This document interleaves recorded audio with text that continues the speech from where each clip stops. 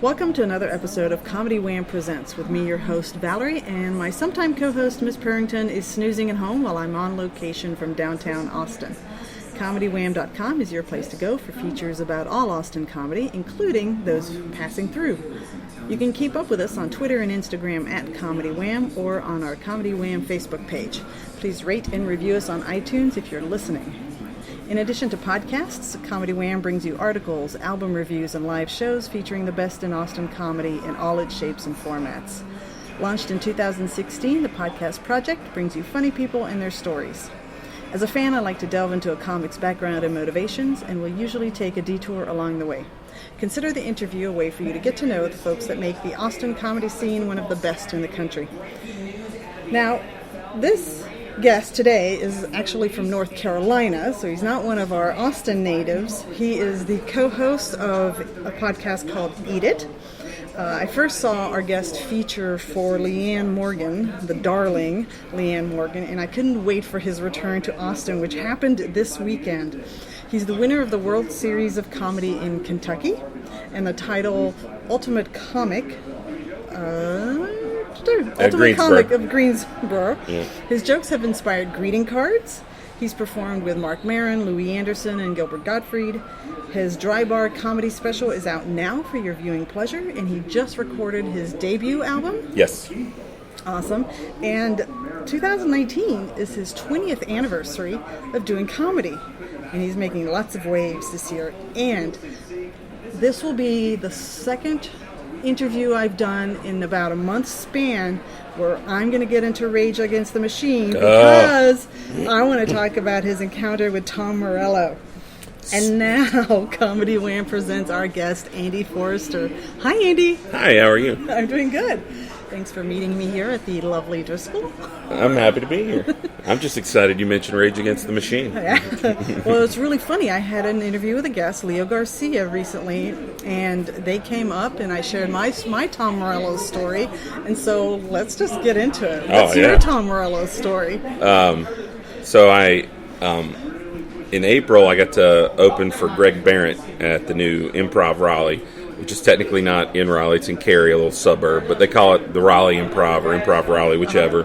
And so I got to work with Greg Barrett, and I've never worked with him before. Super nice. If you don't know, he's the guy who wrote the book She's Just Not That Into You, but he also had a famous podcast, Walking the Room. He's a favorite in Austin, actually. Yeah. He comes through regularly. And he's hilarious. So good. And so I was working with him, and we were chatting about music like the first night, and I said something. We were just talking, and I basically said, well, the world's greatest guitar player, Tom Morello, I said, he's on the nominating committee for the Rock and Roll Hall of Fame, and he still can't get his band in there. And he pulls his phone up, and he was like, you mean this Tom Morello? And I was like, what? And, he knows him. Like, he's getting ready to text him. And so then I pull my phone up, and I said, yeah, this Tom Morello. I said, he goes, did you draw that? I was like, yeah, I drew that. And he goes, has he seen it? I said, yeah, he reposted it after I posted it up. And so he's like, oh, well, we'll talk. So, because that was like the end of the night. So we talked the next day, and he basically knows Tom Morello. His wife helped them find their house when they moved to L.A. years ago. And at one point, she hands the phone to Greg and was like, hey, talk to Tom Morello. And he's like, so he tells me all these awesome stories about just hanging out with Tom Morello. Like before Tom had kids, he would call Greg and be like, hey, man, let's go do this. And, sometimes Greg would be like, yeah, we'll go do it. Other times, dude, I got kids, man. I can't just... Greg kind of has kids about the same age as mine, so I get it. I mean, that's the whole thing. People ask you to do stuff. You're like, dude, I got kids. Yeah.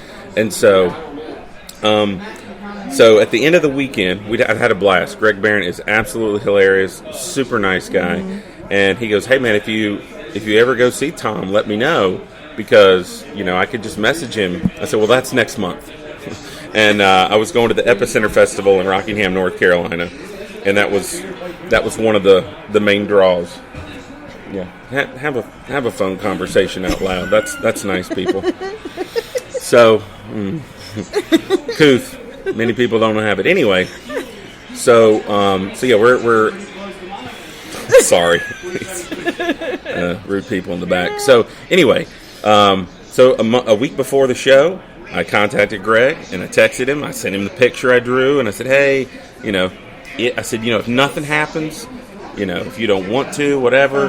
And I chatted with him a little in between because Greg ended up having cancer and had a surgery, and I want to make sure he was all right and everything. So anyway, and he sent it instantly to Tom Morello. Tom messaged back, goes, here's my manager's number. So long story short, I get a hold of the manager, and the day of the show, I'm like, I'm here. He's like, all right, great. 10 minutes after the show. How about 15 minutes after the show?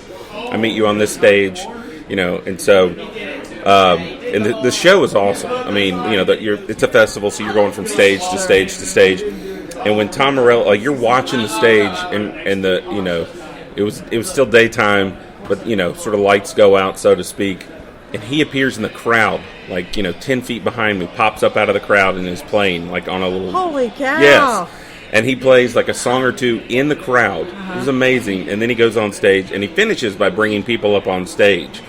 And the people I could tell were, from the front row. I was only, you're all standing in a group. Sure. I was probably only, a couple of people back from these people, but I didn't get selected to be on stage and sing Killing in the Name of with everybody.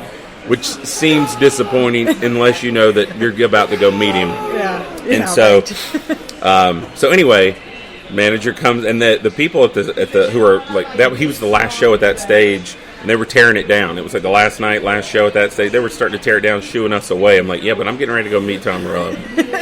So sure enough, manager comes out, gets me. I had a buddy with me, and I told him, I said, if you stay, you'll get to meet Tom Morello.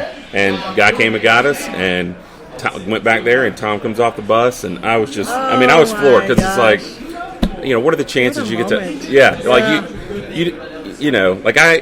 I love certain things. I love art, because I'm an artist myself. I love comic books and that sort of thing, but I love music, and for me, Rage Against the Machine was, I started out where, up until a certain point, in the early 80s, I listened to, Van Halen and that type of stuff, and then rap music was introduced to me, and I was a big fan of that. And, I listened to that a lot, and really good stuff, too. Not the junk that comes out now. We're like Run DMC and Grandmaster Flash and really wonderful stuff. And when it started with, Faith No More and things like that, and then all of a sudden Rage Against the Machine shows up, you're like, this is literally what I've always wanted. It's the amalgam of heavy metal and Run DMC. It's just wonderful. It was so great, and the idea that he, it's just so good. I love it. So it's this blew my mind. I never thought I would have, and it's all thanks to Greg Barrett. Yeah. And I'm telling him stuff that Greg, asking him about some stories that Greg Barrett had told me about him, because one time Tom called Greg and said, all right, I got a story about Eddie Van Halen auditioning for Limp Bizkit. If you want to hear the rest, you gotta show up. And he just hung up. He's like, yeah. I was like, yeah, that's when you leave your kids with a hobo and you just go listen to that, because that's awesome. And so yeah, he told me a couple of stories that were really great like that. And so I was sharing those with Tom, and I was telling him, you kind of they told me you'll have about 10 minutes, and he just so. If I had a longer time, I would ask him about certain things, and I'm not big into politics, but, I've had people say to me over the years when I say I'm a big Rage Against the Machine fan, they'll say things like, oh, that's the guy that wears the commie hat. I'm not an idiot, but I don't understand communism in the sense of, why would a guy wear it? And Greg was telling me, he was like, well, it's really just to sort of tick people off, you know what I mean? It's not really...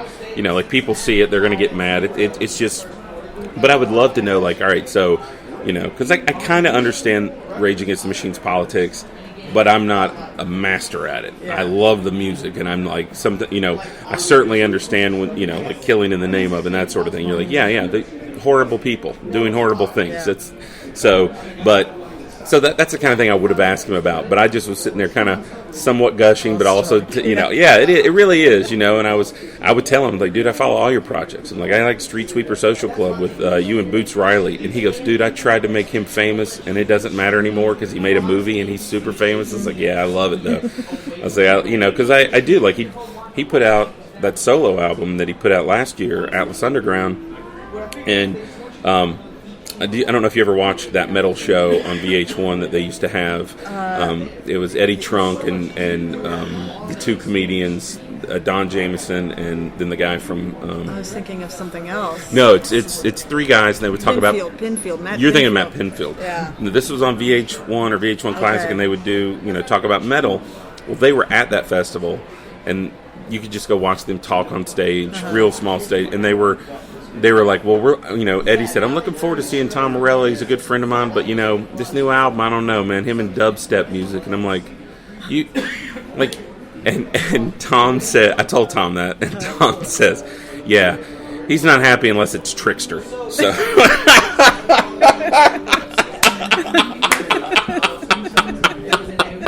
Which I loved. I thought it was so good. And he took pictures. He signed my shirt, and he was so nice about it. I loved it. I think I'm really bad about taking the same. I have the same look on my face every time I take a picture, and it's my mouth wide open, looking as goofy as possible because I'm a comedian. When I smile, it's a little crooked, and I feel like sometimes it's not genuine. And I feel like if I'm doing, so I kept the same face, and he's taking the picture. He holds my phone. He's taking the picture, and he's real serious in a couple of them. But he finally smiles in one. I loved it. It was so good. I loved it. So. I think after this, we're going to officially retire any Rage Against the Machine talk because I don't think there's anything better than knowing that I am 2 degrees of separation from Tom Morello. Dude, and that's the thing. It's like so when we walked away, he goes, "Hey man, if you're ever in LA, hit Greg up and we'll hang out." I was like, "Oh, there you go." Tomorrow? Like you be there tomorrow, or when you getting? Right now. When are you getting home? I don't. Huh? And he goes, and he had like a magnum of water. Like I've never seen. It looked like a champagne bottle, but it was water. Yeah. And he sort of insinuated like I don't drink, and I also don't drink. So I'm like, because he's like, well, I don't, drink. I was like, me either, not a problem. Yeah. I will sit and drink water, Diet Dr. Pepper, or whatever. I don't care. Like let's make it happen. So. Well, if you need somebody to document sweet, your, absolutely, come and your record. meetup, Yeah, I'd be happy to volunteer my services. That's when I would like. I'd love to hear more of the story because that's what like I'll go on tour with Jimmy Walker sometimes, and he's crazy, but I love to hear some of the stories, and that's the kind of thing like even if I didn't get to ask Tom a bunch of questions, and he just told me like great stories. Yeah. Like I'll tell you when we're not recording that you will enjoy, and it has nothing to do with it being dirty. It's just more, I think it's not something he really wants. But Greg told it to me. It was so awesome. Anyway. All right. Well, Andy, we are here to talk about you. No, interestingly. So we're going to redirect, and we've already broken the ice, but I do like to ask an official icebreaker question. Yes, ma'am. One word to describe your past. One word to describe my past. Idiot.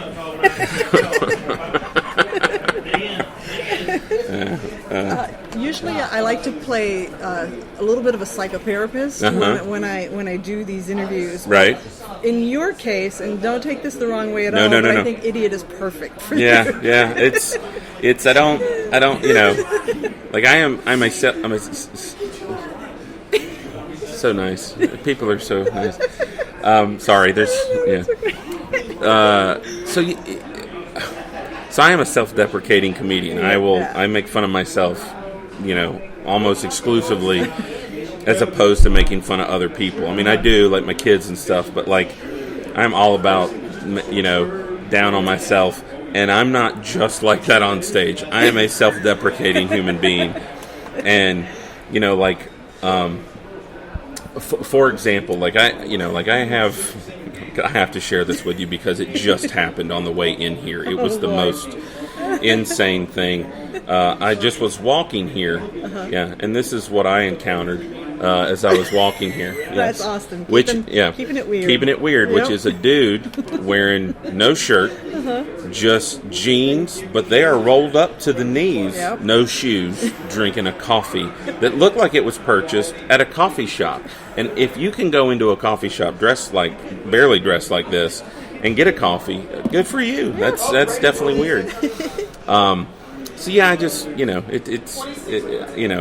idiot in that I don't I didn't start comedy when I was 19 or 20, I started comedy. When I was 26, 27, something like that. And, it's a little late, like no matter when you start, you always feel like you should have started sooner. And I didn't even start stand-up then when I started doing improv comedy first. So, but yeah, I'm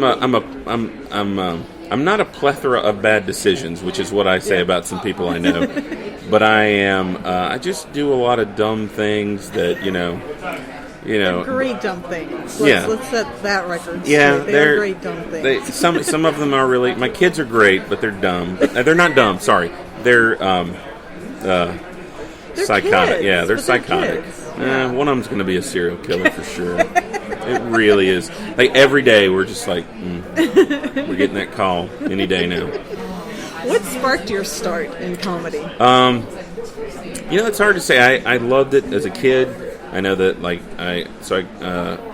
I grew up in the 80s, so to speak, so I would watch anything that I could, comedy related. I watched a lot of, Evening at the Improv, and I watched Letterman as soon as I could, and Arsenio Hall, and things like that. And my parents kind of gave up on me going to bed at a reasonable time, so I was, definitely in high school. It was like, whatever, as long as you get up and go to school, who cares? Yeah. And, Saturday Night Live, so I was always a big fan of it. And then I got to college, and I was a DJ on the college radio station. And I started out like every college DJ, where I was just, early in the morning going, all right, here's REM, all right, here's Ministry, and that kind of thing. And then, because that was the shift I had, 7 a.m., and, but I slowly, each year you're there, they let you get a better slot, and by the time I was a senior, I got voted one of the best shows in the town in Greensboro where I went to school, because it was almost like a comedy show. I would bring in my own records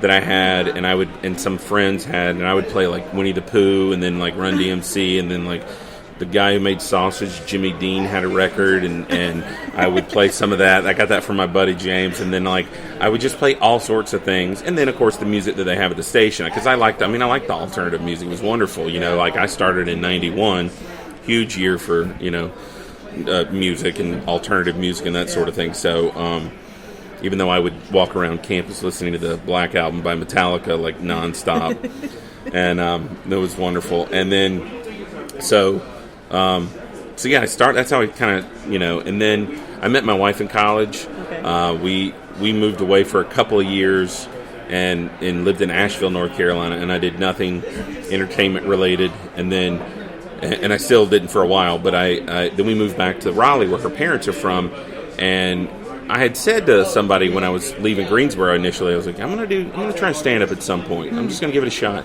But then when we moved back to the Raleigh area, we went to Chapel Hill and saw an improv show at a place called Comedy Sports, which they have all over the country. And at the end of the show, they're like, "Can you do this?" And I go, "I can do this. I can make them up and be silly." And so I took the classes, and you have a premiere show, and I did, and they're like, "Oh yeah, you're in," and I loved it. They try to have a lot of rules and stuff like that, and I'm not big on rules, so they didn't always like how I made the funny, but I always seemed to make it work usually, and so yeah, that's how I started, and I always wanted to, again, big people always say, "Oh, who are your favorite comedians?" And I'm like, well, I grew up loving Robin Williams. Just I love anything he did, to be honest. And again, David Letterman, big fan of that. There's this guy with Wolf in his name who's dead, Bill Hicks. I was always I'm trying to remember that Wolf guy. He had this great delivery, and Dennis Wolfberg, I want to say is his name, but that could be wrong. And he would almost his face would almost get so red and blow up when he was like. And and Brian Regan, those were just people I just loved. And then, so I did improv for 6 years. I did it for about 10, but after about the 6th year, I was like, I got all these jokes I've been writing, because I was working at the Yellow Pages. Exciting. I'm a graphic designer by trade, but it paid the bills very well. Sure. And so I worked for a communication giant. And so I started writing this newsletter that nobody asked me to, because within the first year of me working there, my boss passed away. He was a great guy, and then they made me the interim boss, and then they, put me back as an artist. But then I would have to train all of my bosses. All these salespeople would come to me with all these questions, and I just tried to stave it all off by writing a newsletter, going, "Hey, don't forget blah blah blah this, blah blah that," and I wasn't just going to make it, it's not my thing. So I made it funny in every way possible, and sort of unbeknownst to me is I was writing jokes like right there at the end, and so But I also went on a road trip with my dad to go to like a cousin's wedding, and that was my first notebook I bought because he's going to say some gems. And so yeah, I had like a notebook full of stuff, and I had some jokes, and I went to Good Nights in Raleigh in like April of 2005, and they said it's his first night here, so be kind to him, and it went well because I didn't have any stage fright. I'd already been on stage for so yeah, that's how I started, and then from there, it just, it's funny. I had really good. Every time I would go, it was great, and then they go, "Hey, can you come MC a show? Why don't you come this weekend and just see how it goes? You do a little guest spot, and then you'll MC next weekend." And it's the first time I'd performed in front of like a headliner. It was Lord Corrette, and I ate it. Like I was like, "This is dumb. This is so dumb." I said, I just told those jokes on Wednesday. What's going on? He's like, yeah. He goes, might as well eat it. That's the grain. Yeah, that's the grain. So, and they had a class there taught by the house MC and Lumpy, and he was like, yeah, it's a good name, great name, and my nickname was Big A since I was like a teenager. So when I started doing stand up, my name was Big A, and if you've looked me up, my website is Comic Big A, my email is Comic Big A. It's all Comic Big A. Yeah. So I'm not hiding it. I just go as Andy Forrester because some people look at you like, what? So anyway, when I took the class, he said, look, you can do whatever kind of comedy you want. He goes, but if you can work clean, you can get more work. And, my goal was to go there and be edgier because when you're doing improv at Comedy Sports, it's all family friendly. And I curse like a sailor when I'm not on stage. And I was like, well, but it's not me. Like it's to be dirty on stage. Like it's like watching a fat Opie Taylor suddenly say the F word, and you're like, this is weird. This is real unexpected. I mean, and I didn't like try and do that. It just didn't work for me to be dirty, and it worked for me to be clean. I'm an Eagle Scout. I really am an Eagle Scout. And so I kind of live by, that sort of way of thinking, I just like, and also I see what happens when I've studied it immensely, so like when I see a comic come in on an open mic and he's wearing a Richard Pryor t-shirt and then he goes up and he's filthy, and I'm like, I bet you really haven't studied Richard Pryor like you think you have, because if you do, you'd know he was clean, wore suits, and then just changed. Carlin did the same thing, and you're like, so I'm not saying, you can do it however you want. There are people who start out dirty and they stay dirty and they're fabulous. I'm sure Dave Attell was never clean as a whistle. Right. Although I did hear a story one time from Jim Gaffigan where he said he and Dave Attell were working in New York years and years ago, and they were talking, and Jim Gaffigan was like, I want to be like Bill Hicks, and Dave Attell was like, I want to be like Brian Regan. And if you know them, they're literally the opposite. Yeah.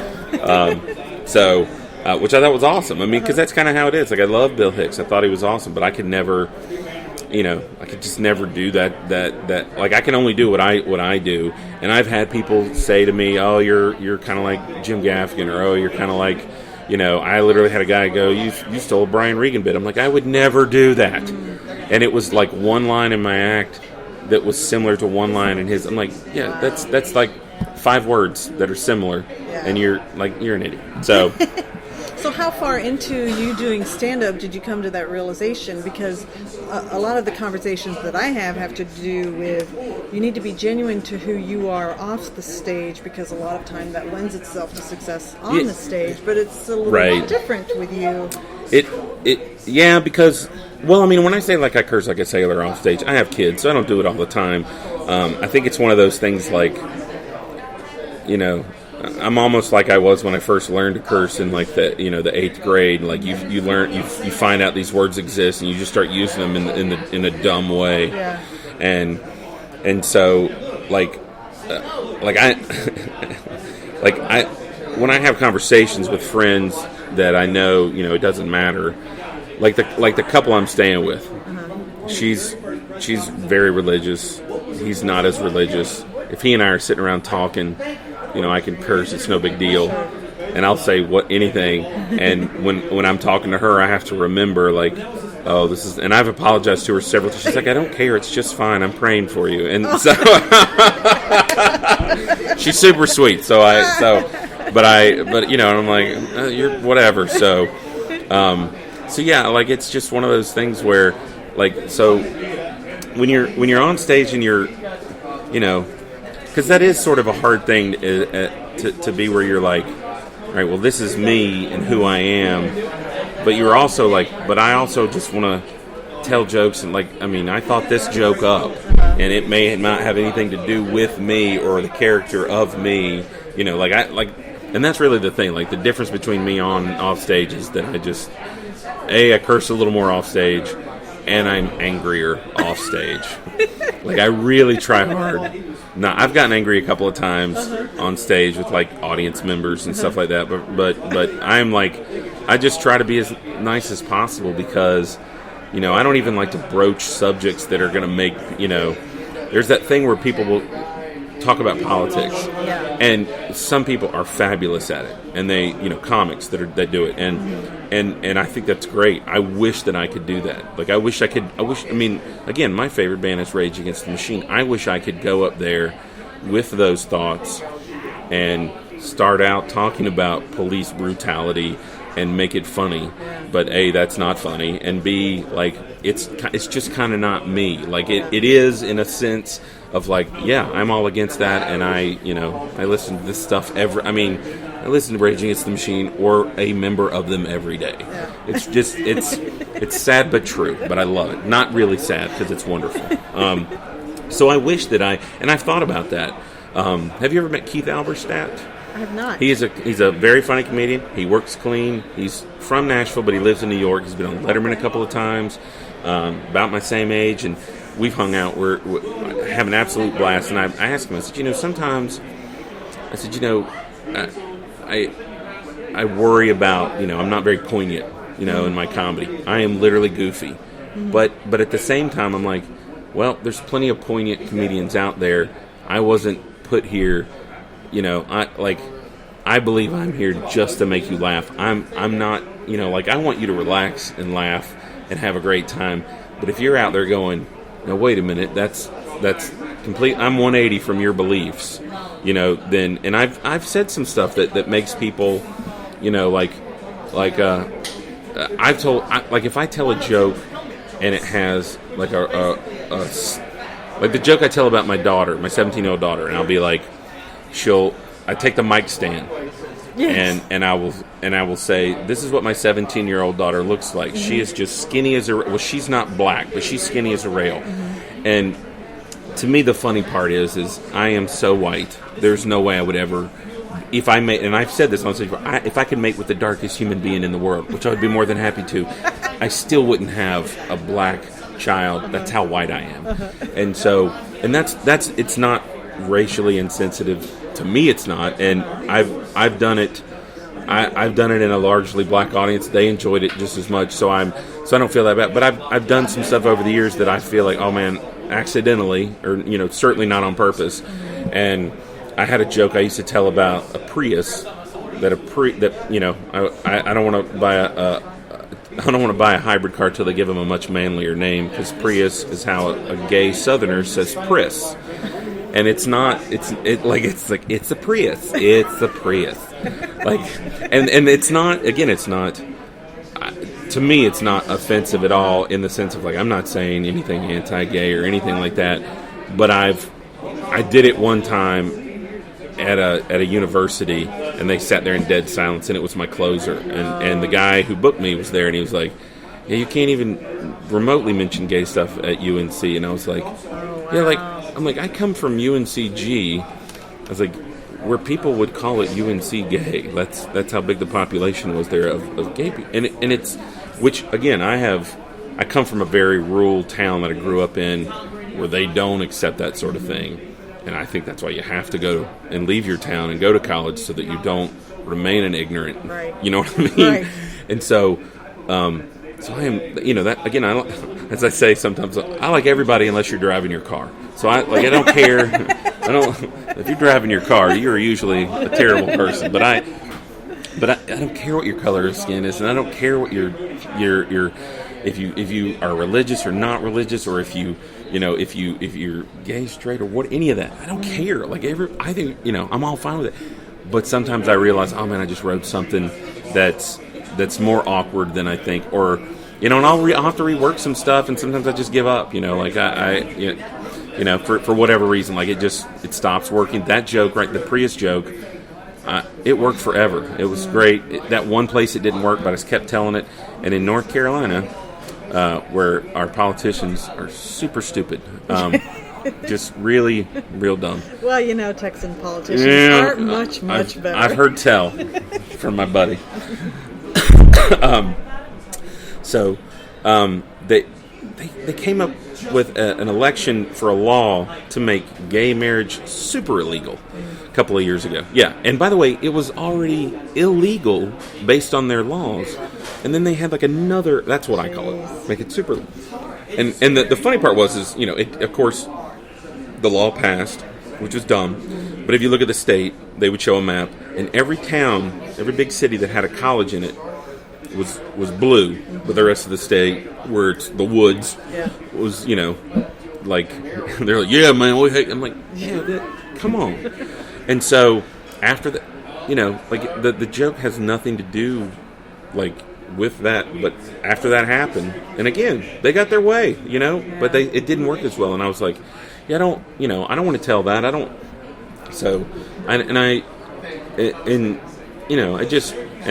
that then makes me mad, so that's why I'm saying, I'm a lot angrier off stage, and I did tell some jokes about the bathroom law that we had in our state,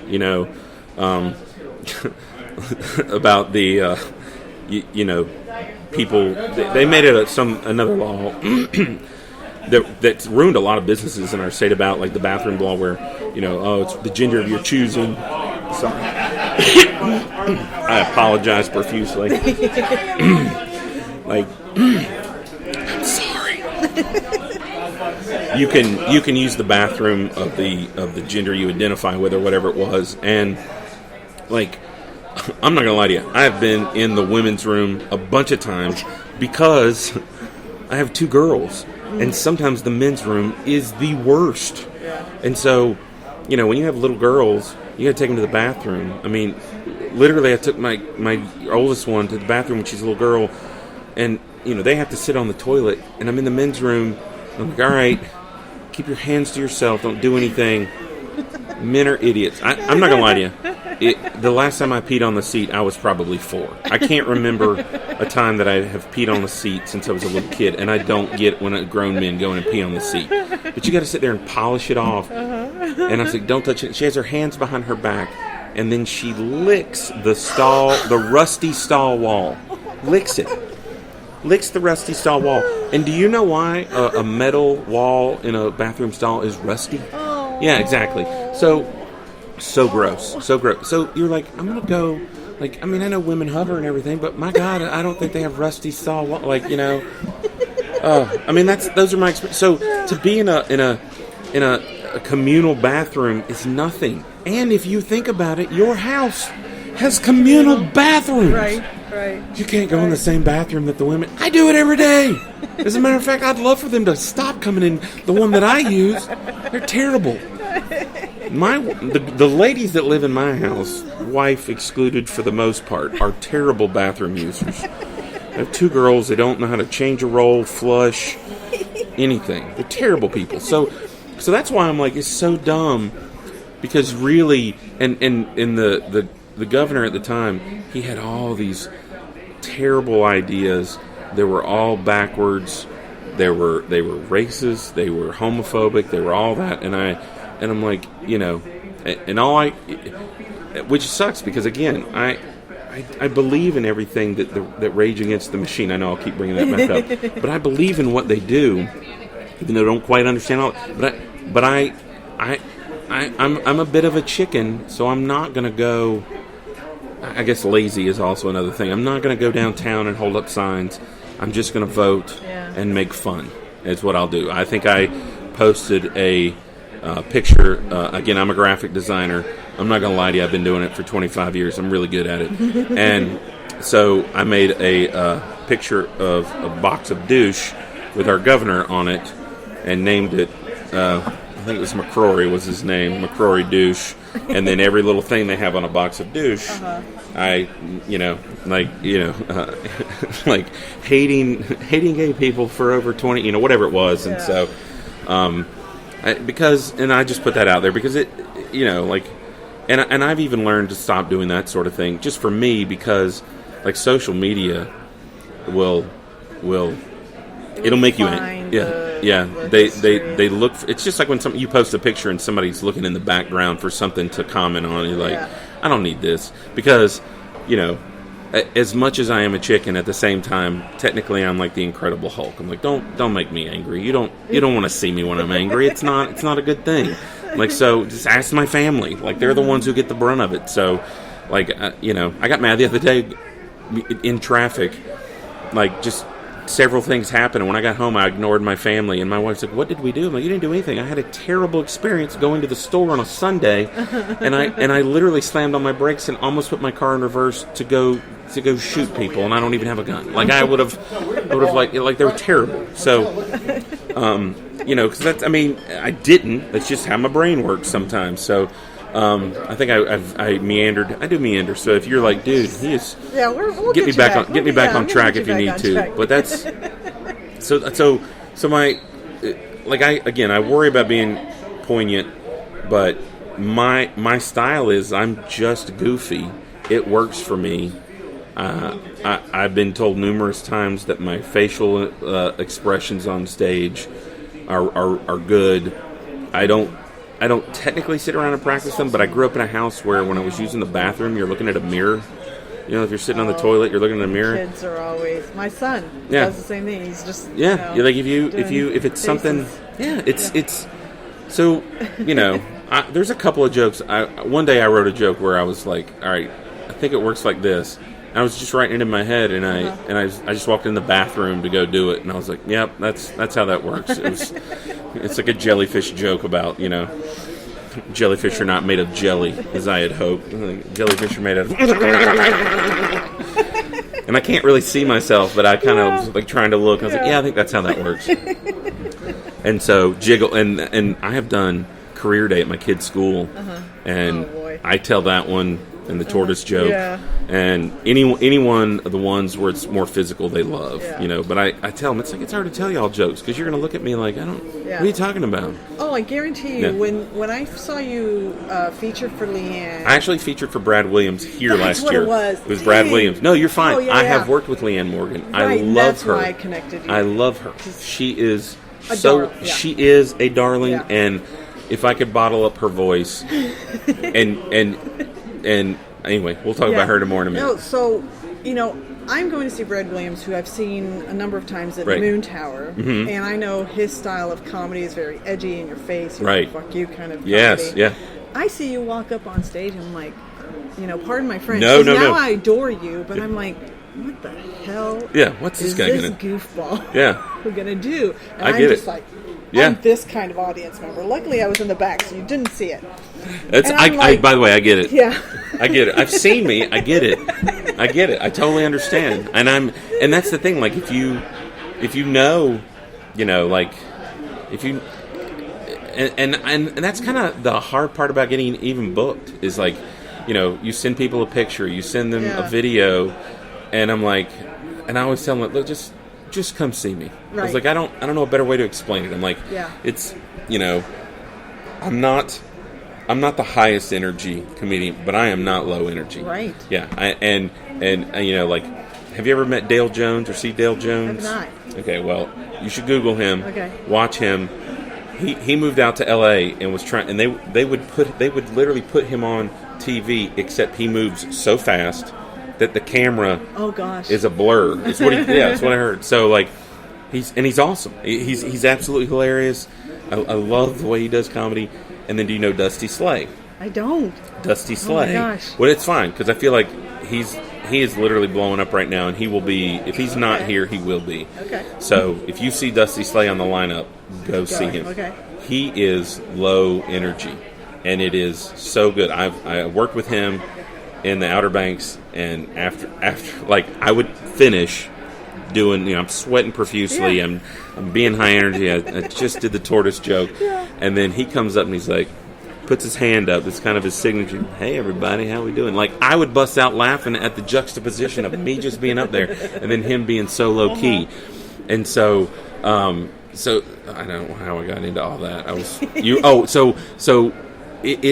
but that's kind of the great thing about working clean is that you can open for anybody because you're not going to steal the thunder of a dirty comedian. Yeah. And a clean comedian, you're not going to outdo them because they're already a headliner. They're clean. They got it. They're good. So, now for me, I get to headline sometimes, and the people who open for I don't sit around making demands because I'm nobody.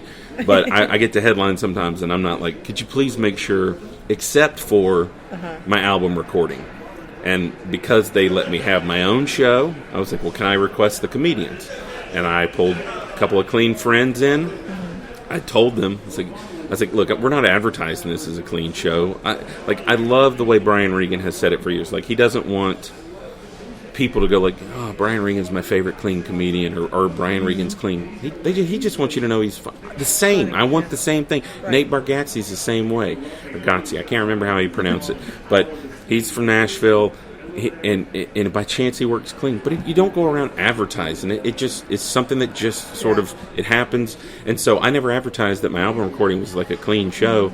I just let it happen. And then last night I had a couple come up to me and say, we were really happy that you're like, I think it's funny if somebody notices, like, you're so clean. I'm like, well, and I'm not like I don't talk about Care Bears and clouds, but at the same time, But what I tell people is, I don't talk about sex with my wife. I am not going to do it with a room full of strangers. Yeah. So I'm not comfortable with that at all.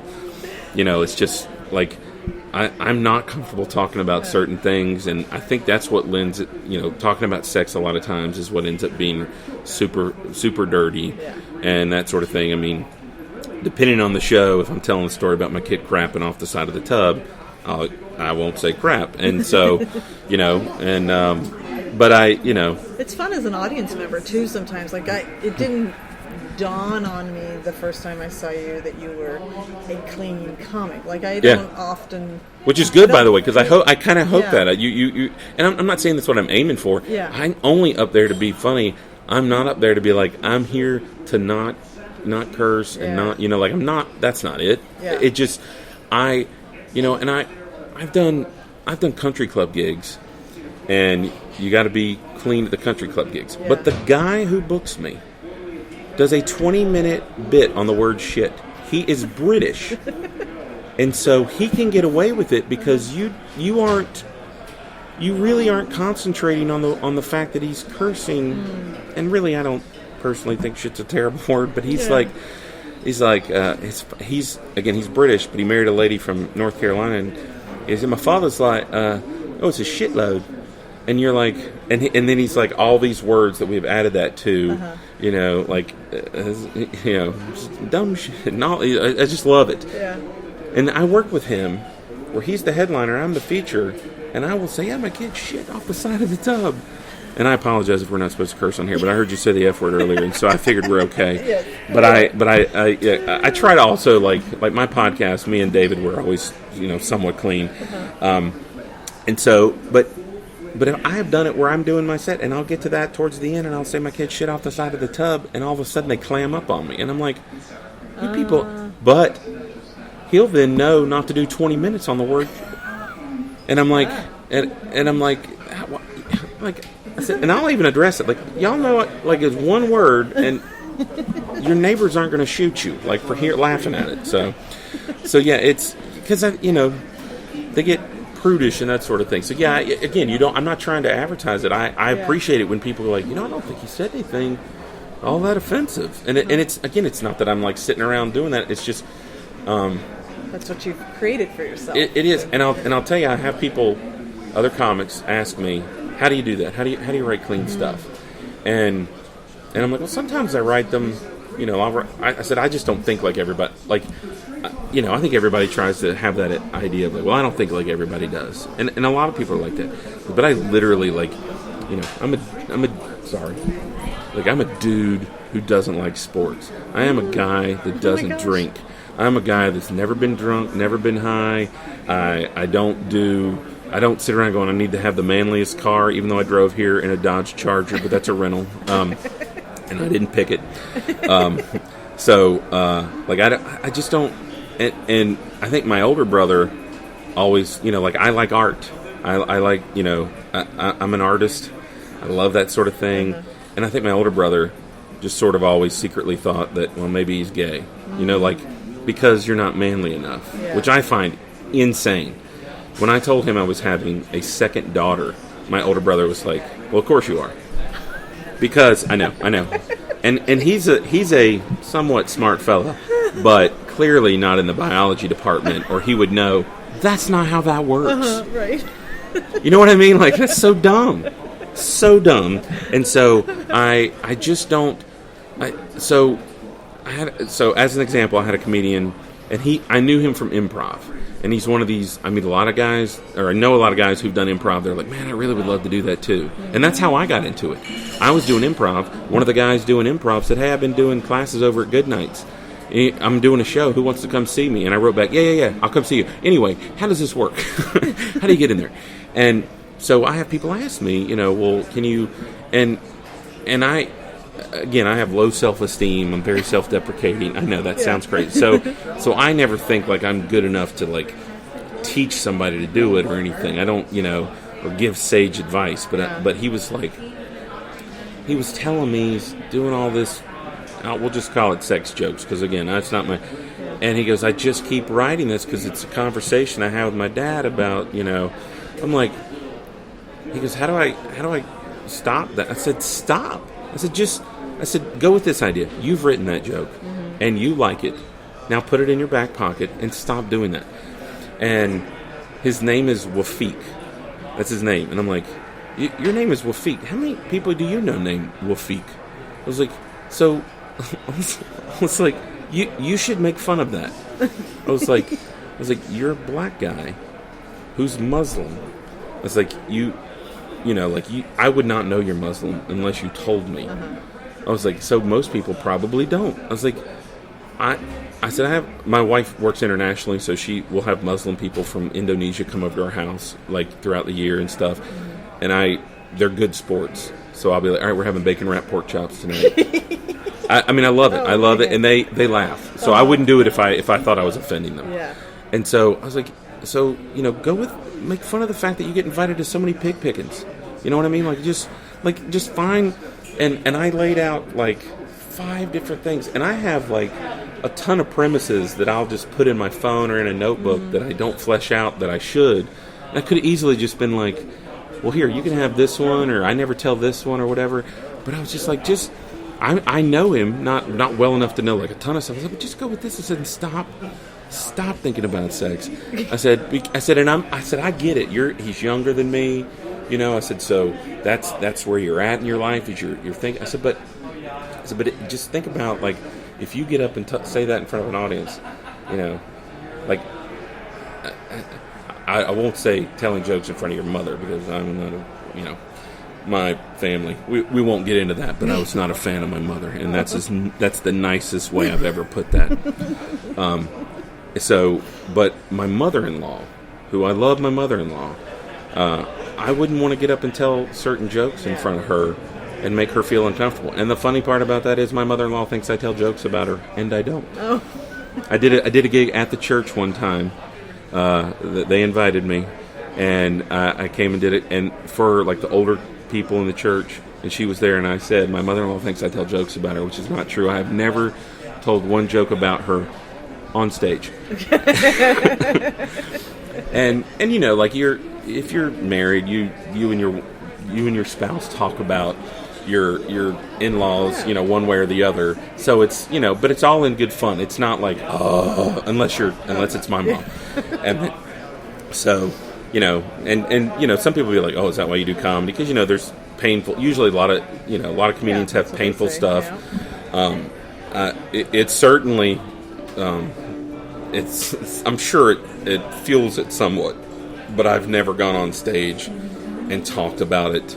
The closest I get is saying that I have amassed a huge amount of records because my mom smashed my records, and I paid for all of them with my own money by cutting grass since I was 9 years old, and because a preacher told her to. Yeah. And you're like, I don't. That'll make you hate somebody. Sorry, I should let you ask more questions to stop rambling. I'm really sorry to the listener that Valerie can't get a word in edgewise. I'm sorry. Well, it is an interview podcast, so here you're sharing your life. So I'm very verbose, and I took my brain vitamin this morning, I have ADHD, just like my kids. So. Well, 2019 is shaping up to be a nice big year for you with the Dry Bar release and recording, and then your album recording. Which we talked a little bit about the funny timing of that. But how did the Dry Bar? So that's interesting. So there's a booker that I kept trying to do work with. He books a lot of colleges, and the guy I do the country clubs with was like, you should contact him. Chuck Johnson is his name. And I contact him. I don't know him or anything. So in my head, bookers are always like old dudes. Chuck Johnson is not an old dude. He's about my same age, and that does not mean that I'm not an old dude, but I'm in my 40s, and so to me an old dude is like gray hair kind of thing, and he's not. So he's probably even younger than me. And first couple of times I contacted him, like the first time he said, I'm not taking on new clients. I'm like, oh, fine, all right, whatever. I tried again, no response. And then the third time I was like, look, I know you're not taking on new clients, but I've heard you have this new gig in Concord, North Carolina at a brewery, and everybody said it's a great gig. I was like, I'd love to just come do the gig. You don't, take me on as a client or anything. I'd just love to come do the gig. And he's like, all right. So he gave me a date, and I went and did the gig. Place was packed. And again, I am low self-esteem, self-deprecating. So I literally don't go around going, man, I killed, or I like you'll never see me evaluating a set on my social media or any of that stuff. But it was a good set. Like, it went really well. The other comics that were on there, I think they all sort of had that feeling of like, oh, we're all gonna. And then I got up there and did what I do, and they were like, oh crap. and again, I don't. That's not that they didn't do well. I'm just saying it went well for me, and so that was it. And then like I had the day before I did that. So it's kind of like the day before I did that, I filmed this thing with Killer Bees, who's a very famous Southern comedian. He said, "Save up," and I won't go into it. Anyway, I had filmed something with him in Nashville the day before, and they were filming like Wednesday or Thursday or something like that, and they made sure that I filmed on the Wednesday because I had the gig on Thursday. And I told them, I said, look, I'll go cancel the gig with Chuck Johnson. It's my first time with him, and Killer Bee's wife is his booker, and she's like, no, you don't need to burn a bridge with a booker. She goes, let's get you in on the first night, then you can go do your gig. Well, when I was at that taping in Nashville, this comedian I know, Russ Nagel, lives in Utah where they filmed the Dry Bar, and he was like, have you done Dry Bar? I was like, I don't know how you do it. He goes, oh, I'll give you the guy's name. You can message him. So, again, I do the Nashville taping, I do the thing with Chuck Johnson, and then I go home, and then I email the guy from, I do it. I probably waited a couple of weeks and then did it, didn't hear anything, so then I did it again, and he goes, great, I'll look at it. Meanwhile, maybe about a month or two later, after I did the Chuck Johnson gig, Chuck Johnson contacts me. He goes, "Hey, did I ever offer you a dry bar comedy special?" Oh my God! Just says it like that, Jeez. like it's like, "Did I offer you a piece of watermelon while you were here?" type thing, you know? And I was like, "No." I said, "But I've emailed the guy.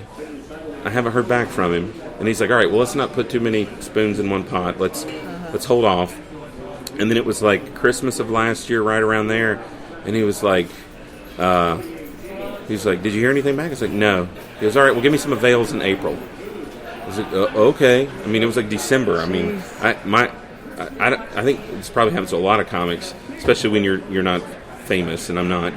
Is that the end of each year, you're desperately trying to make it where you look legitimate the next year, so you have some gigs, because you hate. You just want to have something. You don't, and so I have like nothing, and I'm like, "Oh, my April's wide open." Like I think I have one gig maybe, and so I gave him. Actually, I usually have to work around family stuff, like who's tracked out of school and all this stuff, and so I gave him a couple of weekends. He goes, "All right, you're all booked," and I was booked for like $420, which again, I'm not a drug guy, so it didn't that. But I know the whole, I never could have even told you where to get drugs until I became a stand-up comedian, and now I can tell you exactly where you can get weed every time. And for those of you that are just dying to know, it's any cook in a comedy club. Just go find one if they're cooking a comedy club, and I that's not a dig at cooks in comedy clubs.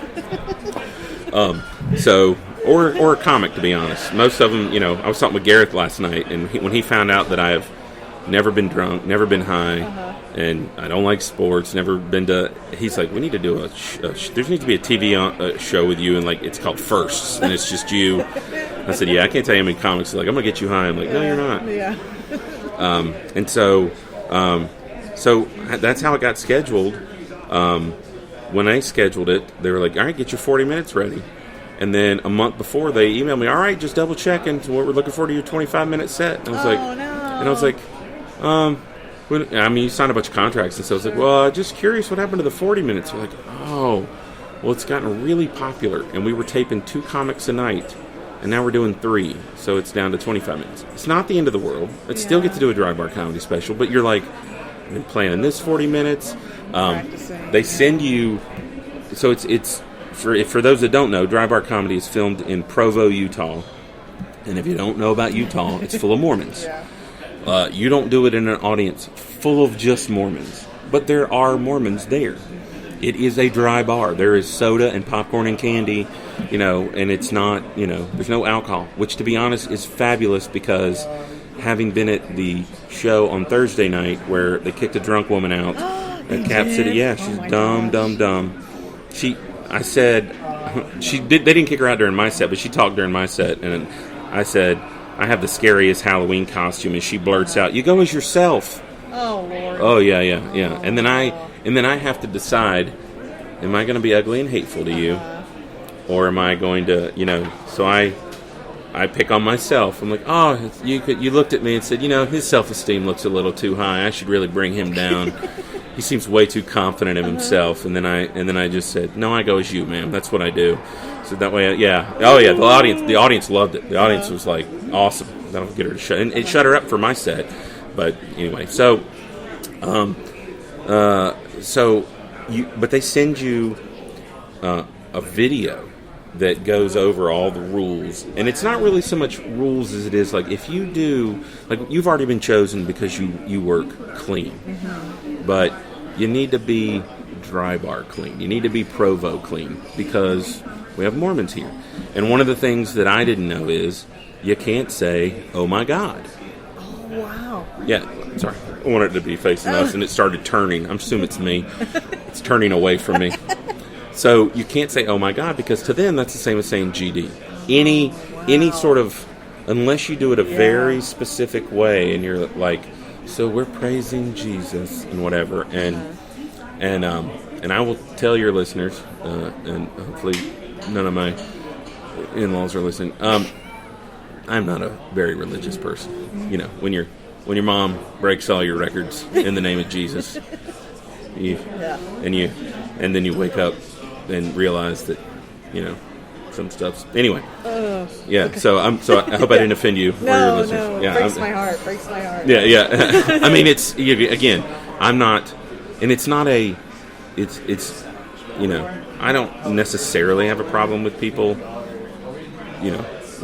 but believing in whatever. But I feel that definitely in my life, it has caused way more problems than helping with anything. So, but you gotta watch some stuff you say. And I say, oh my God, when I'm doing the cat crap joke, and so I had to train myself to say, oh my goodness. You do 2 shows in one night, and they'll mix them if they need to. But they for mine, they just end up using the second show because I told my Planet Fitness jokes, and the woman who went on before me ended with Planet Fitness, and I had it all. I had mapped it out. Of course. I'm sitting in the room we're waiting in, and I wrote my set list out maybe 8 times because I'm desperately trying to make sure that I don't pull out a piece of paper, which you can do. They'll edit it out, but I don't want to do that. I don't even like to do it during a show. And they're not going to give you cue cards. And I write my set down every time before a show. And in my head, I'm like, what did I just write like 20 minutes ago? Because I just want to make sure, I might be thinking about skipping stuff. And that, like the show you saw me at last night was definitely different than the first show because I was like, I'm going to do this, I'm going to do that. And then I taught the sunglass guy. And so, but a lot of times it's the same show. You've practiced this. They hired you for a reason. Like Gareth was trying out a bunch of new stuff because he said he recorded an album, and I get that. I recorded my album just a couple of weeks ago too. I haven't written a whole new hour or half hour or any of that, so I've written some, and I squeezed them in. Most of my stuff that's written is real stuff, like my kid crawling on the floor to get her iPad. So that's how my stuff comes about, and. So when she did the Planet Fitness jokes, I knew that mine were going to just lay flat, and they did. They laughed, but not as well as I knew they would. Yeah. So I just changed that for the second show, did a completely different joke in place of the 2 Planet Fitness jokes, and it worked perfect. So I thought the whole thing went fairly well. And then I had a buddy who had done it. He had kind of coached me up. He'd done it like in January. And so I kept asking him questions like, hey, this, that. I even emailed them, can I say poop and crap? And they were like, you'll be filtered. And I was, because I don't know if have you watched any of the Dry Bar comedy? I've watched Leanne's. Mm-hmm. Did you watch it on the Dry Bar or did you watch it on the VidAngel app? Ooh, I don't know. Okay, so Dry Bar came out with their own app.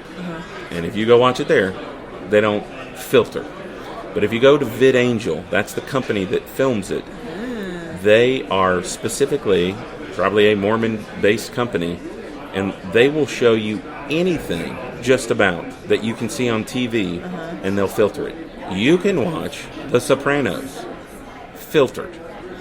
Like, I don't even know what that would be. What would that be? You know what I'm saying? And that's sort of the top thing that I think of when I'm like, and what you do is you can go look. And I didn't think about it at first. So my special came out, I watched it. I'd already watched it like 3 times. They sent it to me before, and I was like looking for any issues. And so, but I watched it, and I didn't think about it until maybe last week, and I was like, I should go look on VidAngel. And it's there. And then I have 13 filters applied to my clean comedy set. And they're like, man insinuates he's not wearing pants and then jiggles back and forth. Wow.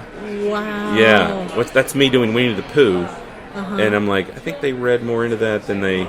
Like, you know what I mean? Yeah. Like, I'm not trying to be dirty or anything, but I'm just pretending I'm dressed as Winnie the Pooh, who only wears a red half shirt. And so that's how strict they are. Yeah. And I looked, everybody has filters. There's not, like, I didn't see anybody who didn't. I didn't look at all of them, but everybody I would look at, I was like, he's got filters. And I messaged another comic I didn't even know, going, hey, I saw you said poop in your thing. I said, did they care? He goes, it just happened what happened, and it's fine. I don't care about the filters. And I will tell you one of the best things, since you mentioned Leanne Morgan, who, again, I love. And she's gorgeous, by the way. On top of, and I got to meet her whole family when I opened for her. Aww. And because I did a thing with her, a taping in North Carolina, but I got to meet her whole family. Her daughters are gorgeous, like just as gorgeous as she is, and her husband was not in the theater. And she goes, he doesn't lift my spirit up, and so I don't like for him to be here because he doesn't, I love when he doesn't lift my, she has like 1 or 2 phrases the first time I saw her, she said she had a thing. She said, "Y'all, I had an issue. I was trying to lose some weight. I was on white flour in a real bad way, and I was in the back of the place we were filming, and I guarantee you could hear me laughing. I was laughing so hard. On white flour in a bad way. And after that filming thing, we went to a pizzeria. I had been on a low-carb diet for that thing because I had asked somebody, does it really add 10 pounds to be on camera? They're like, yes. It's like, that's a problem. I'm already enormous. And I had lost like 30 pounds not eating carbs. They had donuts backstage and all this stuff. Geez. I'm trying to eat nothing but protein and everything. Then we go to a pizzeria, and I was like, dude, I've been doing this for like months now. I'm going to take a break. And I held up a piece of pizza in front of her, and I was like, white flour, which sounds like something else. Yes. And my friend Hank Denson, who's a black comedian, he dies. We're like laughing because it's white flour. So anyway, I was going to say, she texts me. Leanne texts me as I'm in the airport in Raleigh, leaving to go to Provo, and said, "Don't let those restrictions fool. Don't let them bother you. You do you." She goes, "I know you're going to do wonderful, and don't sit her." She has another. She travels with like these two ladies. They'll do like the Southern Grits or Southern, and her and another one have done a special, and they both said they wish they had just done what they do, and just not worried about it. Yeah. And I was like, I wasn't going to do the hoarders, cat crap joke, and I was like, no, it goes over pretty well. I'm going to do it, and I don't care. Yeah. I'm not cursing at any point in this. So Right. So that's how the dry bar came about. I loved it. I didn't know how long it was going to take, but I asked my buddy. I said, "What was the time frame?" It seems like about 4 months. So April to August. Well, in the meantime, there's a club in Raleigh called Good Nights. It's a fabulous club. They changed ownership, and with changing of the ownership a couple of years ago, I sort of got not inadvertently, but they just kind of blackballed me. There's no good reason, despite I don't have a reason. Nobody said anything, but they stopped booking me. They would only call me for like, we got to have this, It just was weird. Well, a new club, and so people would ask me all the time, when are you performing locally? I'm like, dude, you don't want to come see me at an open mic. Yeah. I got because you're going to see a lot of stuff you don't like, and then you're going to see me. And I'm not saying you're even going to like me at an open mic. I'm just saying you're going to, open mics are not, no open mics are clean, almost. There's some around the country, but so, and people who ask me are usually like fellow parents, people from the swim team, people from school, parents from they don't want to do that. Right, church, people from church, and just so you people know, I do go to church to appease my wife, so people know me from the church. And if any of you church people are listening, please don't come ask me things. So this new club started up last December, and it was called Improv Raleigh. It was located in Cary, and they contacted the Comedy Zone down in Charlotte. So, do you know any comics up here in Raleigh? Well, I work for Comedy Zone. I was like probably one of the first people on their list, and I was there the first night they did a soft opening, and I was their first featured comic there. Cool. And they loved me. Like the staff really liked me, the management, and they may be the nicest people at a comedy club I've ever. And that's nothing against Cap City, because they're all very nice there too. Right. But these people, it's almost like the Chick-fil-A of comedy clubs. My pleasure. Yeah. They're like I don't go to Chick-fil-A, by the way, because again, I like gay people and they don't. So you can hate me for that too. I even have relatives who own and run a Chick-fil-A, and I'm like, sorry, dude. It's like, also, have you eaten at Bojangles before? It's a fabulous, that whole Popeyes chicken thing. Yeah. Well, Bojangles, if you've never eaten one, it's like Popeyes. It's like Cajun fried chicken. And in the South, it's been around for years. I don't know who's been around longer, Popeyes or Bojangles. But if you eat Bojangles, you're like, this Chick-fil-A is like eating, a shoe. Like, it's terrible. So that's my opinion. This is just my opinion. Anyway, so I meander way too much. You would think I did not take my brain vitamin. But so they liked me, and they had me back like the next month, and I was with Chris Kattan and friends, and then the next month I was with Gilbert Godfrey, and then Rita Rudner, and then Greg Barrett, and then most recently, I was with John Hinton from Living Single. That was the weekend before my album, and which was great because it was like, give me some practice and all this stuff. And but it was. I've been asking Goodnights for years. Can I please come record something? Because some of my fellow comedians locally had, and I would ask them, and they would say yes, or they would be like, we'll look into it, and then I just got blown off. I get it. Like if I have done something, which I think I know why. I'll tell you off but if you really want to know, but I you need to behave as a comedian. You need to be nice to everybody, and you need to, tip. You need to you just need to sit and I think I said something to a comedian that offended him, and then he went and told, and I'm like, that's I didn't mean it the way you took it, but it's fine. Yeah. So I think that's why, and so they just kept doing it. Well, I asked the Improv, texted the manager, hey, is there any chance somewhere in the future? He instantly emailed it or sent it to the lady who books us, which is out of California, and she emailed me the next day, heard you're looking for a one-nighter at the Improv Raleigh. I was like, dude, that is, and they didn't hesitate. And so I got to have my own show, and I was a little worried because while you have local people that'll be like, we're dying to know when you're going to have a show locally. Every time somebody does that, they're like, dude, I had this going on, or I can't, or sorry, I forgot, or whatever. And so, I am never like, you need to come out and see me. People ask me why, I didn't know you were doing this. I'm like, dude, I needed to make sure I was okay at it before I invited people out to it. Like, I didn't, and so, so I bet this has interesting ambiance when I listen to it, because I will listen to it. So it was on board, and there was a couple of weeks. So we set it up, and then I needed them to get the tickets put on their website so I could tell people. And once so then they put the tickets up, and after like a week or two, they were like, we've only sold 8 tickets, and I was like, so I was worried nobody's going to be there. And I told them, I said, if you don't sell any tickets, we can cancel it. It's fine. Maybe next year after the dry bar comes out, maybe more people will know about me, whatever. And so, but I bought an ad on social media.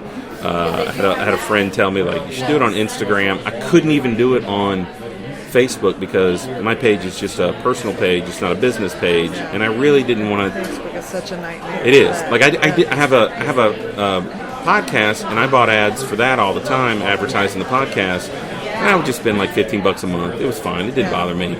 And then, but I didn't want to advertise it through the podcast thing. So I just did it the way I did it, and it worked on it. So, well, I didn't say it worked, but I don't know what. They gave out free tickets too. So, cut to, the place holds 500 people. The night of the show, my whole family comes, wife and 2 kids. The older one's sitting out in the audience. Wife and younger one are in the green room watching. But, my wife's going out to the lobby because a couple of her friends are coming to see it too. And she comes to me and goes, they're turning people away at the door. She goes, and the place is not full. Well, they could only get so many people to work the room. Oh, no. Like they ask all their employees, please come. Andy's recording. Everybody loves Andy. Come. And because they typically have shows Friday, Saturday, Sunday night, people probably have other jobs or other things to do on a Thursday night when I recorded it. And so they got as many people as they could. They could have sat all the people that showed up, and it may have been almost full. But it was over 300 people were there, and if they had sat everybody would have gotten bad service. And they're really good, so they didn't want that. And I understood. I think they even turned away people I know. Because some people they turned away were like, yeah, but we know him. We're here to support him. And they're like, sorry. And so I just had to put that to the side, couch that, because I'm like, I can't worry about that because I got to do this show. I don't want to make, and it went really, really well. I got a lot of positive, I felt bad for like selling merch after it because they came out to see, but at the same time I'm like, and I'm editing that whole part out where I pitch merch during the show, because but it's. And I didn't have merch for years because I always was like, I would watch other comedians do it, and I feel like that's how they would like, they would spend so much time doing it, and it almost like seemed like they were writing jokes for it. And the shirt that I sell now a comic literally said, he goes, dude, you say that so many times. You should put that on a shirt. And I was selling one that had my picture on it. Nobody bought it. And so that was just me going, here, dirty, dirty, dirty. And so he was like, you should put that on a shirt. And I made it. I showed it to him. He loved it. He passed away. I felt so bad. I loved him. Spanky Brown. He's a wonderful comedian. And it has sold. The last time I came, it's not going to happen this time, I can already tell. But the last year when I came, I sold every shirt I brought and ones I didn't have. People were like, I would write down their name, I would take their money, write down their name and address, and then mail it to them when I got home. And so yeah, it was. So when do you think it'll come out? So that's the other crazy thing. Again, they like me at this club, which I'm not saying that I'm not likable. But again, I have low self-esteem, self-deprecating. So I kind of have that, like, I can't believe they're being this nice to me, and other clubs. And the people at Good Nights are nice. So that's not a dig at them. This club is just, again, they've Chick-fil-A trained them. Yeah. They've trained them to be like, you will be nice to everybody. Because if you are a waiter or a waitress at any place, but at a comedy club, they just get sick of the crap. They get sick of seating people who want to then move. I mean, you get sick of it. I get it. Yeah. So the two sound guys are awesome. Caius and Mikey, and Caius said, all right, we recorded it. Here's what we did. We did the crowd in one mic and you in another mic, so the sound is like two different levels, and we can adjust them accordingly. And we'll come over to my house on Tuesday, and we'll start working on it. So last Tuesday, or the Tuesday after the show, I went to his house for like 4 or 5 hours, and we worked on it. I was like, I got to go. I got to take care of kids. And he's like, all right. And so I'm going back, I think this coming Tuesday, and we're going to maybe finish it up. And I did approach a comedian who works for a record company that does, it's like 800-Pound Gorilla out of Nashville. And the comic is Mike Merrifield. And I heard him on my favorite morning show out of Greensboro. He was the comic that was at the Comedy Zone in Greensboro. And I contacted him. He and I were already friends on Facebook. He said, hey, listen, I heard you on Two Guys Named Chris. It's my favorite show. You were awesome. I know you work for 800-Pound Gorilla. I'm recording an album. How do you get on a record label? Because the thing is I don't need a graphic designer. Yeah.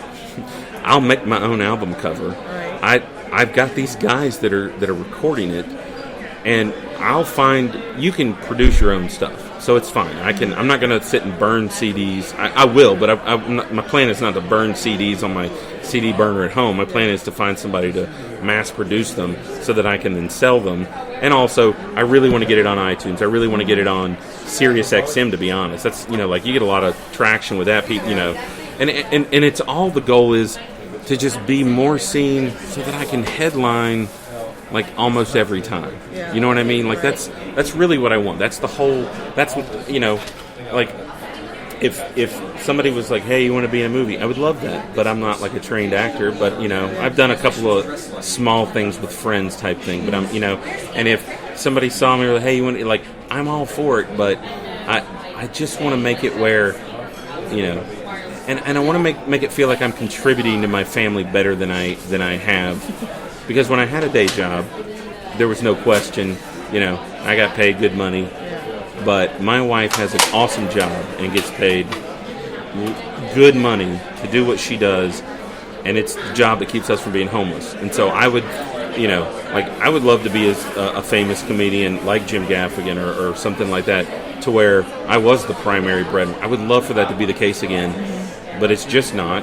And we make it work. I'm like a stay-at-home dad all week long. I do graphic design from home, for people. I don't even have a website for that. People just constantly come at me, and, some people just see my drawings and are like, hey, can you draw this and draw that? But that's the goal, is to get it. I mean, I do want to have a CD, because, to be honest, when I buy music, I buy a physical copy. Like, it's usually a CD. Even though I say I have a bunch of records, I don't buy a ton of records, but I buy CDs, and I still buy them.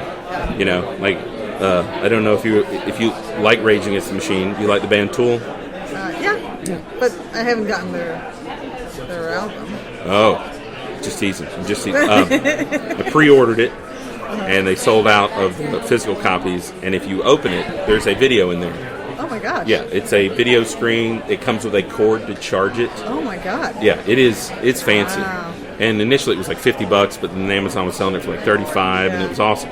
And it's there. If you've ever listened or bought any of their music, they always are really good with their packaging. Like the last one, which was 13 years ago, was like a set of it was like a ViewMaster almost. And then I mean every year they're the one that had the hologram for a album cover years ago. So I like buying the physical copy of stuff. So I definitely want to at some point when I do this. And I know people are like, yeah, but people don't always have CD players anymore. I'm like, I got it. So I'll figure out how to do the digital download. And I've seen a buddy do that. You hand them a card with they pay for it, and then here's the code. You go digital download it. I'll figure that out. I'll But I was asking that guy, hey, can I And he said, I'll let the people in charge know because that sounds interesting. And he does. I guess he doesn't help book them, but he said he let them. So I haven't heard from anybody, and that's fine. But I'll reach out again because it's now recorded. Once it's done, I will. If I may approach like one or two others. If nobody will take it, I'll just do it myself. And so be it. It's fine because again, I'm not famous, and I get that. So that's really the thing. There's a guy. Joe Zimmerman. You ever seen him? I have not seen him. We have like a local comic. Joey Zimmerman. Oh, okay. I have to retrain every time I Joe Zimmerman, he opens for Brian Regan a lot. Yeah. And Joe used to be in a band of comics, like these four dudes, and they were called the Beards of Comedy. And at first you think, well, that sounds gimmicky. They all had beards, and they traveled around. Well, they had an album put out with all four of them on it, each with like about 5 clips on it, and it was put out by Comedy Central Records because they got to travel around it. And that's how he opens for Brian Regan. I know for a fact Brian Regan showed up to like one of their shows and did a like 5-minute spot on, or he either did a spot or he and they may not have been doing like an official show, maybe kind of like a site, and he just came out and saw it. Like, can you imagine Brian Regan come out and see, like that'd be amazing. And Joe opens for him all the time, and I love it. And Joe he's from West Virginia, but he started in North Carolina, and he lived in like Charlotte and then Asheville, but he would come to Raleigh, so I would see him. And he's got if you've never seen him, go check him out because he has a kind of like Dusty Slade, like a very calm demeanor about him. But a lot of times it's their voice. Their voice is so good. Joe's voice is awesome. It's the delivery, the inflection, that kind of thing. For me, it's like Maria Bamford, one of my all-time favorite comics. But not a favorite female. She's a favorite comic of mine. I love her. I love people that'll change their voice. I watch cartoons my whole life. I can do cartoon voices and stuff like that. And they semi-beat it out of me when I started doing improv because I would do cartoon voices doing improv, and they were like, "We don't do that here." So then when I started doing, I know, they're chock full of rules, and that's when you don't get paid any money doing improv. Right. So, there was that factor, and I got a lot of, I would have good shows doing improv. But it is a team thing, and I think they would feel like I wasn't being a teammate, and that wasn't the thing. I'm just doing what I do. I wasn't going because you were trying to be subversive. Right. That's not how I am. I'm doing what I do. And if somebody comes up to me at the end of the show and goes, "You're my favorite part of the show," I don't feel like that's my fault that I did something to where they're not like, "Your team was my favorite," I just did what I did. I try to be silly, and so it's along those lines of I don't know how I got there. I'm sorry. We're actually going to start winding down. Yes, I'm sorry. You're gonna have to this is a 4-parter. I was just thinking there are at least 3 chapters here of the Sorry. Of the car. No, it's fine. I'm a terrible person. I'm going to let you promote your project after I ask you my closing question. Yes, go for it. One word to describe your future. One word to describe my future. I will tell you that as you said, 2019 has been a pretty good year for me. So I will say up. I will say that the future is looking up. You know, I have filmed 3 things, but I've never been on TV. They've all been internet or like, you know, like Dry Bar is not on TV. It's on an app that you watch, and you can stream it on your TV. Yeah. And I taped the thing I did with Killer Bees. It's not even out yet. We did it over a year ago, and then I did something called Pure Flix Comedy All Stars with Louis Anderson, and that was through a Christian thing, and which I didn't know that when I didn't know that Pure Flix was a Christian company. Which again, nothing wrong with it. But they made the movie God's Not Dead or something like that. So they've made a couple of movies where, you know, like it's not like necessarily, it's just all clean, whatever. So they did the whole thing. Well, you watched it sort of through their website, through their app, and that kind of thing. So so I've never been on TV, you know, per se. And when I got the Dry Bar thing, I already knew that it was blowing up. I already knew, like, this is getting huge. Yeah. Like, if I, you know, and it's all clean comedians, and I'm like, I'm clean, you know, or and some of them are like people I know that aren't, and I'm like, I didn't even know you could do that. Like, I know you're not, you know. So up is the way I think with the album, you know, I finally got to do it, which is going to force me to write more, which is what I need to do anyway. You know, and I have a lot of stuff I don't tell that I'm like, you know, it's hard. It is hard, like because I am a father with 2 kids, and I do go out on the road on the weekends. So to tell my wife on like a Tuesday night, I'm going out to an open mic, you know, she's like, really? I just got home from work, you know, that kind of thing. And for years, my wife is like on a Tuesday night when the open mic was at Good Nights. She's been talking to people in Indonesia. She'd come home from work and then get on the phone at like 7 or 8 at night. Oh, wow, and I can't leave her putting kids to bed because I'm busy telling jokes when I'm getting ready to go do it in a couple of days. So up. Oh, very good, very good. Well, that is a wrap on Comedy Wham presents Andy Forrester. Tell us where we can find you on social media, and let us know about upcoming shows and events. My website is comicbiga.com. COMICBIGA. It's not Biga, it's Big A. .com. And that's everything is just about Comic Big A. So all Instagram, Twitter, and Facebook, Comic Big A. But if you search Andy Forrester, and that's Forrester, then you can find me too. I have Googled myself and found out that I do show up fairly first. I did have an Andy Forrester comedian from England contact me once. He goes, "You're also a comedian?" I'm like, "Yeah." He's like, "Well, I'm going to do a show in New York," and I'm like, "Yeah, it's not anywhere near North Carolina." He's like, "We could meet." I'm like, "Yeah."